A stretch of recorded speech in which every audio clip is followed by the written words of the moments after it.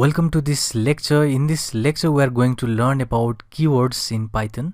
So what are the keywords? So first of all, keywords are those type of words that are reserved in the Python. So you cannot use this type of words in your function name or variable name or any other identifiers. So these are basically reserved for their purpose. So Python has the 33 keywords in the Python 3.7, so they are all the case sensitive. So I have here the file here saying that this is the list of keywords. So you can see the false, class, finally. So these are the reserved word that is going to be used for the specific purpose. So you cannot use this file or this identifiers for any other purpose. So this is really important. So you can see these are the keywords. If you want to make, let me say, variable with the def, which is the keyword, and assign something value to it, it is not valid because you cannot use these keywords as your variable name. We'll see about this in the upcoming lecture in the detail, but for now you can see that keywords are the reserved word that cannot be used for any other purpose. They are basically doing only one task that is just defined specifically for their purpose. So you can see this true can be used as a boolean type only. So you cannot make variable name as true or function name as true. So all of these are your reserved word, which are normally called as keywords. So next thing is to see the statement. So let's see the statement now. Statement are basically the what we call, that is the Python interpreter execution instruction. So instruction that the Python interpreter can execute is normally called the statements. So we see the assignment statement now in this lecture. So we'll see that how multi-line statement can be assigned. So first of all, I'll just do some addition over here. 1, 2, let me say 3, let me say add more. I want to add more, but I want to go down to this line. So that means I have to make use of this backward slash and go down. After that, I can make use of 4 again, and I can make use of 5, add me 6. And if I just hit enter now, so this is your statement. So if I want to print the value of a, I'll just print a here, and it will show us a 21, which is the addition of all of this value. So if you want to make use of multi-line statement, you'll simply pass here backward slash and just complete your statement over here. So statement is simply an instruction that is going to be executed by your Python interpreter. So next thing is your Python comments. So let me say 5 add me, or let me say 5 multiply with 6. If I say this is going to give us a 30. But if I say hash first and 5 multiply with me 6, then it is going to give us nothing because this is your comment. So comments are really important. We use this hash symbol for starting to write a comment. So comment are very important while writing a program.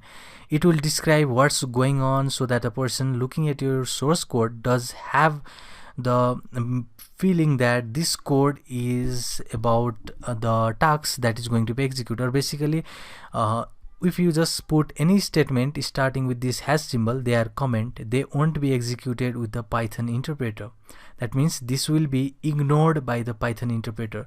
So let me just open my new script, and if I save this again, let me say demo.py, and py extension is important and it is right here. So let me just replace it, and now it is giving us okay.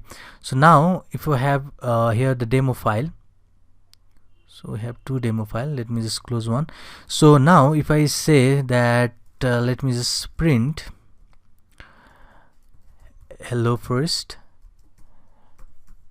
and let's go down here, and after that I have to just comment this out. This is print statement. If I save this and execute, then it is going to give us a hello, but not the error of this is print statement. If I just remove this hash and if I save this, and if I just execute this, it is going to show us a invalid syntax, because this is a bunch of a string over here which is created, which doesn't have any meaning.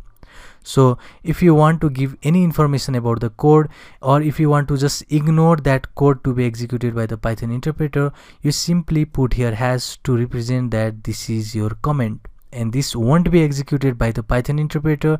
And comments are for programmer, and it is to understand about the program. It is not for the Python interpreter. It will be executed only if you just remove hash.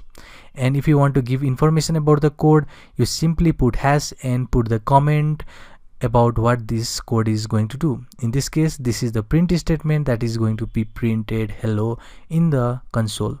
So this is your single line comment. We have a multi-line comment too, so let's see about that. So multi-line is basically, if you type here, this is my comment, it is in a multi-line. That means if you just put here single hash, it is going to only comment this single line. Everything you write over here will be commented, but if you just go down here, it won't be commented.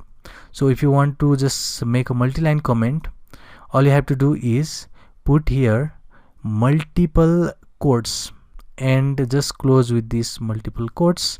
And now if I save this and execute, this is not going to have any effect because this is a multi-line comment. And if you just remove this one and remove this, if you save this, then it is bunch of a gibberish that will show us invalid syntax. So in this lecture we saw how we can just work with the statements and how to work with the Python comments. So see you in the next one. In this lecture we'll see how to create a variables in the Python. So first of all, open your shell and give the variable name. So let me say name is my variable name, and let me say I want to give the name Sachin, which is my name, inside this double quote. So you can see inside this double quote we have passed something text inside here. That means this is a string. Like in many languages, it may be in the C, C# or Java, we don't pass here semicolon to end the statement. In the case of Python, you'll simply pass nothing over here. In order to see the output, or basically the content of that variable, you simply give the name and it will show us a content. If you want to give or make a integer variable, let me say I want to make the math variable which will contain 8, and if I want to see the content of a math variable, simply pass the name as a math and you will see the content as 8. If you want to give the math variable the same variable but with the different value 8.9, then it will be changed directly to 8.9. So this is the dynamic programming in the Python. That means we can assign any value in the Python and it will be valid, which is not in the case of Java or any other high level languages. And Python being a dynamic type language, it will be just valid in the Python. So you can make different variable over here. So you can make a boolean type. So let me say honest variable, and if I say true, so make sure that T is capital over here, because we have seen in the case of keywords. So this is basically a keywords, and keywords are a case sensitive, so that means this T has to be capital. If you make something like true, this won't be valid. And if you make something like, let me say again, honest is true, this is the boolean type. If you want to see the class or what is this type of honest, and it will show us a bool, which means this is a boolean. If you want to see this type of the math, which is obviously the float, and if I say math type, it will show us a float. So float is basically a decimal, which is basically, you can see the content of the math over here, which is 8.9, which is the decimal. So float is for the decimal. If you want to see the type of the name, you will see it will show us a string. So if I say type of the name, it will give us a class is a string. So type is another function or a method that is going to show us a data type. So we have now studied about the string, which is inside this double quote. Anything that is inside this double quote is a string. If you type something like, let me say, hey I am, then this is also a string. So anything that is inside this double quote, or it can be also the single quote, hey, hello, everything that is inside this single quote or double quote is your string. Another is your number, so anything that is 5 or 6 or any number, so that is your number. And next thing is your basically this boolean would be true or false. So you can see we have seen a bunch of fundamental data types over here. So let me save this first. So we have a bunch of fundamental data types. So we have seen about the integer, string and boolean in this lecture. We have to explore further data structures in the upcoming lecture, but for now you can see we can also do multiple assignments to the variable. So we have seen how to create the variable. It won't be something like starting with var or starting with integer or starting with string. It won't be in the case of the Python. In order to create the variable in Python, it is really easy. You have to simply give the name of the variable, and let me say I want to create the integer variable having the health of the character to be 90. So this is your variable. So if you want to check the health, the content of the health, you simply pass the name and you will see the content is 90. So this is the way to create the Python variable. If you want the multiple assignment to the variable, that means if you want to create variable a, b and c, if you want to create variable a, b or c, so it should be here a, b and c, and if you want to have the multiple assignment to this variable, instead of just creating one, you can just pass here something like 5, 7, or if you want to just pass a string here saying hey, then you can do this.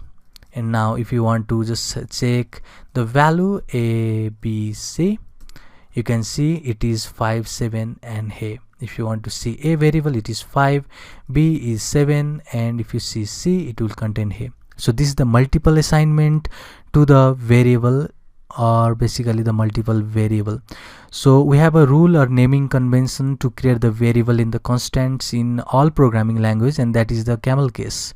So if you want to create the variable name, make sure it makes a sense, because if you want to give the player character name and if you just create the variable a and if you say the player name this, so this doesn't make any sense. If you just see a, so it would make sense for you, but if you see that other programmer are using the same code of yours, they won't think that this variable a represents the player name. So make sure that every variable makes a sense. So if you say that name like this, or name of player, and give the player name, this will make really sense. So anyone will see your code will just think like, okay, this is the name of a player, and that will get the more sense to the other coder too, or maybe for yourself too, if you just go to the code back after a long time.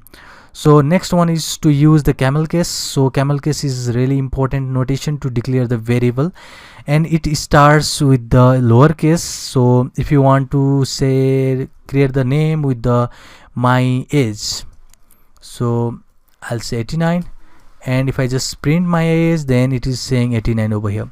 So this is your camel case that starts with the small or lowercase, and after basically one symbol or letter, you'll just make with a capital letter. So as to specify, these are the two words. So if you just end with, let me say, my and address, so after this one word, you start with the uppercase for the first letter and you go with all the lowercase and you just give your address. So this is the way or convention which will make much more sense, or basically will be more attractive when you just make your variable name. So next thing is to just use the capital letter whenever possible to declare a constant. So if you want to create the pipe variable, which will be 3.14, it should be all in uppercase. This is the way to create the constants. So you can also see the gravity. If you see this gravity 9.8, this is your constant, which is in the uppercase, all in uppercase.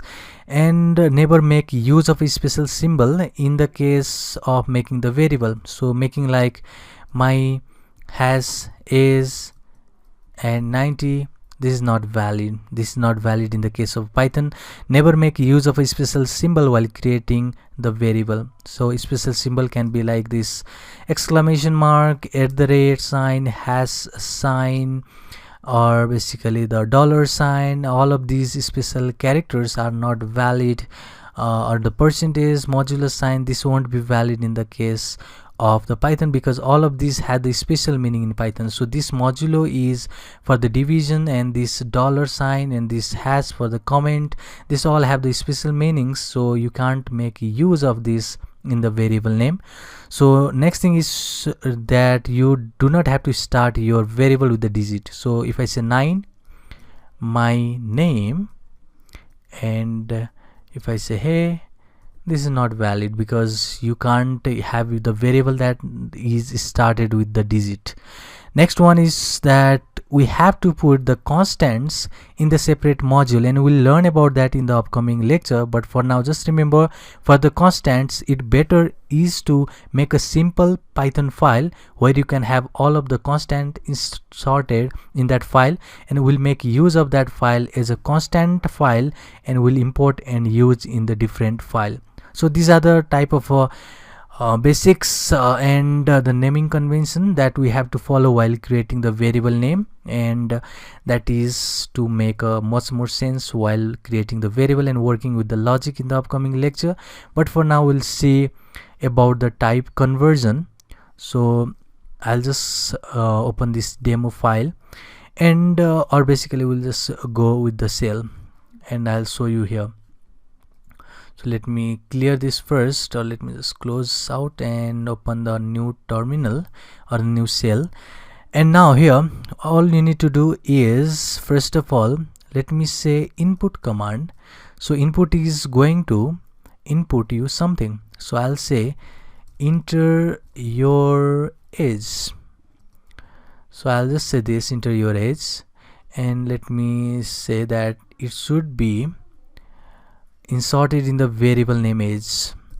I have created the variable age, and with this input command, so same as print command, this input command is going to input, because this is also a method that is going to input. So print is basically consoling out, and print input is basically inputting out. Your commands are basically what you just pass here. So if I say enter your age, and if I say 56 is my age, and if I hit enter, and if I say this age, you could see that we have entered here that is integer, but it has reflected out as a string.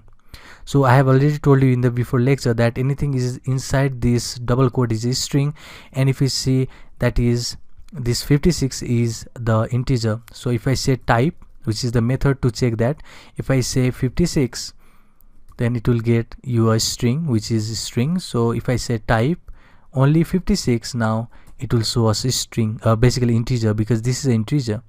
But if you just input here, that is 56, the age that was integer, which was inputted as an integer, has been converted into the string, which is done by this input method. So now all you need to do is type conversion, or typecast this integer to our string to the integer, because we want 56 not as a string but an integer. So in order to do that, we have the couple of method for the type conversion. If I say is, and now you can see that this is, which was integer, which was a string, has passed into this int method to be converted from string to the integer. If I hit enter, now this is, which was a string, has been converted to the integer. If you want that back, that is basically, I will say is integer and age. So let's go back, And now if I say age is now integer, but if you want to roll back to the string now again, you can do something like age str, which is another method to convert integer to the string or anything other to the string. So if I say enter again and see the age, it has been now typecasted to the string again, which was integer before, has been type converted or typecasted to the string. So these are the type conversion method which is done implicitly over here, which is converting integer to the string, string to the integer. We can also do boolean to string in this same manner, and this is the way to just perform some of the operations. In the next lecture we'll see output formatting, and we'll see how format method can be used in the next lecture. See you in the next one.